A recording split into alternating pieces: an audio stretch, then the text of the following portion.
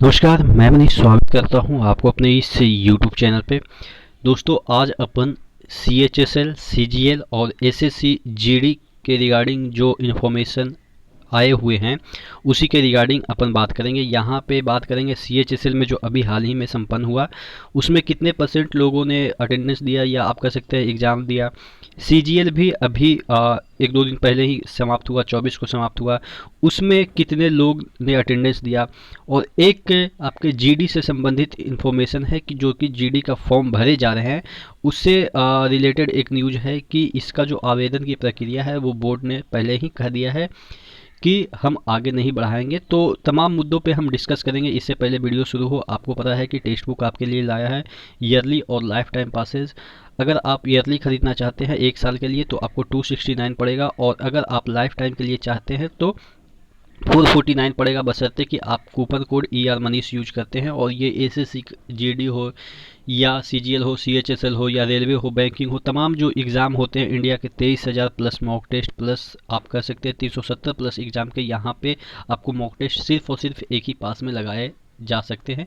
तो नीचे description box में लिंक दिया हुआ है, तो एक बार ज़रूर विजिट कीजिएगा। और ER मनीष कूपन कोड जो यूज है वो करेंगे तो 10% का डिस्काउंट हर एक पासेज में मिल जाएगा।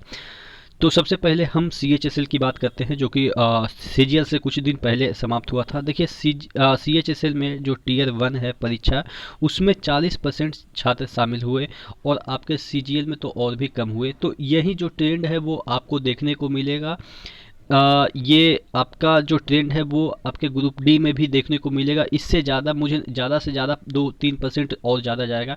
यानी कि मैं हमेशा कहता रहा हूँ कि जो 50% है उससे नीचे ही अटेंडेंस जाएगा, क्योंकि जिस तरीके से लेट डिले हो रही है चीज़ें, और मैं हमेशा से ऑब्जर्व किया हूँ जो भी एग्ज़ाम जितना डिले होता है उसका परसेंटेज ऑफ अटेंडेंस कम जाता है। ये एक्चुअली ऑब्जर्वेशन इस बेसिस पे मैं लगा पाता हूँ कि क्योंकि जो इंटेंसिटी फॉर्म भरते समय होती है और तुरंत एग्ज़ाम होती है तो वो पढ़ाई का कंटिन्यूटी बनी रहती है, लेकिन जैसे ही कुछ एक डिफरेंस आ जाती है, गैप आ जाती है, तो क्या होता है कि इंटेंसिटी कम जाती है और बच्चों में उसके प्रति रुझान कम जाता है, जिसकी वजह से लगता है कि अरे यार नहीं पढ़ाई किया, छोड़ो अब नहीं देखने जाएंगे, अगले साल देने जाएंगे। तो ये जो टेंडेंसी है जिसकी वजह से परसेंटेज ऑफ अटेंडेंस, कोई भी आप एग्ज़ाम लो, एक आप अपने तरीके से कोई भी ऑब्जर्वेशन कर लो कि जैसे ही फॉर्म भरे गए हैं और फॉर्म भरे गए हैं और उसके 2-3 महीने या 4 महीने के बाद एग्ज़ाम हो जाता है, तो उस पर्टिकुलर जो एग्ज़ाम है उसका अटेंडेंस और एक ऐसा एग्ज़ाम जो कि 1 साल डिले हो जाता है उसका अटेंडेंस कंपेयर कीजिएगा तो आसमान ज़मीन का फ़र्क दिखेगा। तो यही मैं हमेशा से समझाता रहा हूँ, बाकी हम डिटेल में चर्चा कर ही रहे हैं।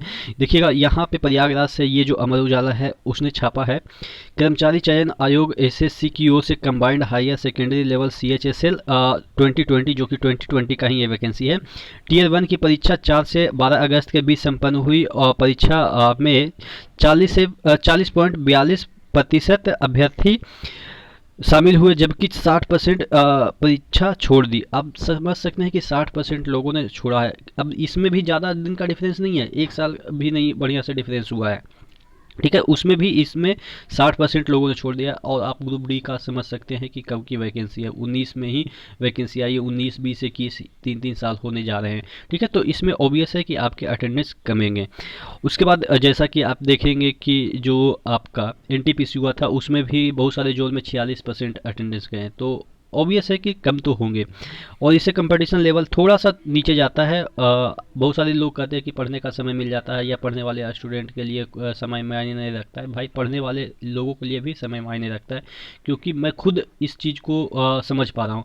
जब मैं एग्ज़ाम जब फॉर्म भरे गए थे तो 1-1.5 साल पहले जो मेरी इंटेंसिटी थी पढ़ने की वो ज़्यादा थी, अभी थोड़ा सा कम हो गई है। तो ये जब मैं खुद ऑब्जर्व कर रहा हूँ तो और भी जो लोग हैं वो तो ऑब्जर्व कर ही रहे होंगे कि क्या पहले जितना इंटेंसिटी से पढ़ पा रहे थे उतना अभी पढ़ पा रहे हैं कि नहीं। तो ये सब चीज़ें बोलने वाली चीज़ें है कि समय के साथ पढ़ाई डाउनफॉल होती है कि नहीं होती है। आगे देख लेते हैं यहाँ पे SSC की ओर से 12 अप्रैल से 19 अप्रैल के बीच निर्धारित की गई थी ये वाला जो परीक्षा, लेकिन कोविड-19 संक्रमण के बढ़ते प्रभाव की वजह से परीक्षा स्थगित करना पड़ा। छूटे हुए अभ्यर्थी को परीक्षा 4 से 12 अगस्त के बीच आयोजित की गई। पहले चरण यानी कि अप्रैल महीने में कुल 37 यहाँ पे देखिएगा 3,79,682 अभ्यर्थियों को परीक्षा में शामिल होना था, लेकिन 16,000 नहीं 1,65,445 अभ्यर्थियों ने ही परीक्षा में भाग लिया। दूसरे चरण में यानी कि अगस्त में कुल 53 यानी 5,31,592 अभ्यर्थी पंजीकृत थे, जिसमें से 2 लाख और 2,921 लोगों ने ही भाग लिया दूसरे चरण। मतलब कि टोटल कहने का मतलब ये है कि हर जगह आप देखेंगे कि आपका अभ्यर्थी यहाँ पे कम आए। ठीक है, इसमें भी आपको कम आए। दोनों चरणों के लिए 9,11,274 अभ्यर्थियों को पंजीकृत किया गया था, जिसमें से 3,68,386 ने ही परीक्षा दी, यानी कि 40.42% ने परीक्षा में पार्टिसिपेट किया। ठीक है, और आगे देख लेते हैं एक सीजीएल से संबंधित, जो कि अभी ही हाल ही में यानी कि 2-3 दिन पहले यानी कि 24 को ये जो एग्ज़ाम है वो समापन हुआ था। तो इसके रिगार्डिंग भी एक चीज़ है। सीजीएल के रिगार्डिंग क्या है, कर्मचारी चयन आयोग की कंबाइंड ग्रेजुएट लेवल 2020 सीजीएल की टियर 1 परीक्षा मध्य क्षेत्र में यूपी और बिहार के 17 जिलों में 13 अगस्त से 24 अगस्त के बीच संपन्न हुई। परीक्षा में कुल 4,65,534 अभ्यर्थी पंजीकृत रहे, लेकिन परीक्षा में 1,75,679 यानी कि 37.74% अभ्यर्थी ही शामिल हुए। लगभग 63 जो फीसदी अभ्यर्थी है वो परीक्षा छोड़ दी। तो यानी कि सीजीएल का तो और भी बुरा हाल है। और आगे देख लेते हैं उत्तर प्रदेश में आगरा, प्रयागराज, 1 मिनट, ये सब शहर है जिसमें कि एग्ज़ाम हुए थे। और ये इतने अभ्यर्थी को यहाँ कुल 3,03,847 अभ्यर्थी पंजीकृत हैं, जिसमें महज 1,49,034 यानी कि 34.54% अभ्यर्थी ही परीक्षा में शामिल हुए, जबकि बिहार में यह परीक्षा भागलपुर ये जिला में हुई थी। तो ये थी आपके सीजीएल की अटेंडेंस, जो कि उसमें भी कम आया। अब एक नज़र देख लेते हैं एसएससी जीडी से रिलेटेड, एक यहाँ पे कॉलम छपा हुआ है। यहाँ पे देखिएगा, आवेदन की नहीं बढ़ेगी तिथि। अब देखिएगा एसएससी की ओर से सेंट्रल आर्म फोर्स, उसके बाद यहाँ पे देखिएगा एनआईए राइफलमैन, असम राइफल के कांस्टेबल जीडी 2021 भर्ती परीक्षा में आवेदन की इच्छुक अभ्यर्थी 31 अगस्त से पहले ऑनलाइन आवेदन कर सकते हैं। आयोग का कहना है कि अभ्यर्थी अंतिम तिथि से पहले ही आवेदन दें, क्योंकि आवेदन की अंतिम तिथि 31 अगस्त से आगे बढ़ाए जाने की कोई संभावना नहीं है।